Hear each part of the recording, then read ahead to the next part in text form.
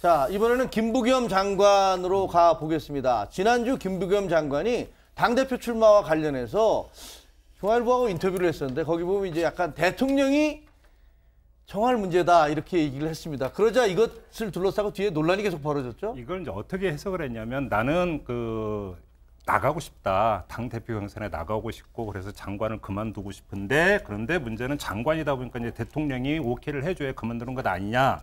이건 이제 그 텍스트만 가지고 해석을 한 거고 그걸 해주는 순간에 그러니까 나의 어떤 당대표 경선은 문재인 대통령의 의중이 그러니까 깔려 있는 것이다라고 해석할 수가 있는 건데 여기서 이제 문제는 이제 그러니까 반발과 공격이 나오기 시작한 거죠. 김부겸 장관이 문재인 대통령을 속칭 팔고 있는 것 아니냐.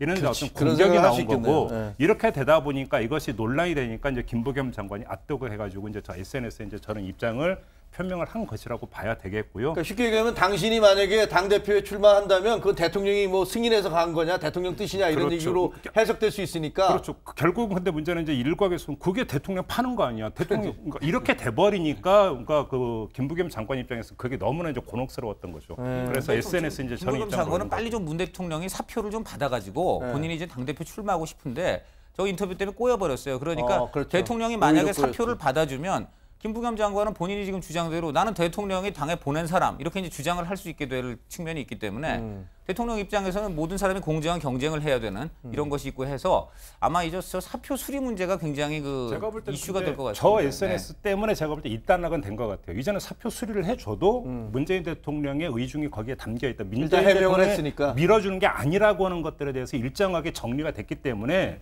청와대 입장에서 오히려 선택지가 더 넓어진 것 같아요. 오히려 거꾸로. 어쨌든 이제 2기 개각이 꼭 이루어질 거잖아요. 얼마나 크게 될지는 아직까지 모르고 여러 장관들에 대해서 뭐 논란이 있습니다만 특히 이제 그 당대표 논란에 대해서는 당대표를 둘러싸고는 그 친문이라고 하는 분들 뭐 거기 지금 친문 아닌 사람 거의 없지만 그다음에 이제 김부겸 장관 같은 분들이 들어와서 도전을 할 경우 어떻게 돌아갈 것이냐에 대해서 여러 가지 논란이 있는데 전망은 어떻게 합니까? 전당대회판이 복잡할 수 있는데 일단 김부겸 장관 같은 경우는 저는 사표 수리가 되지 않을 거라는 생각이 훨씬 더 강합니다. 이런 논란들을 다 차지하고서 지금 태풍이 북상하고 있죠.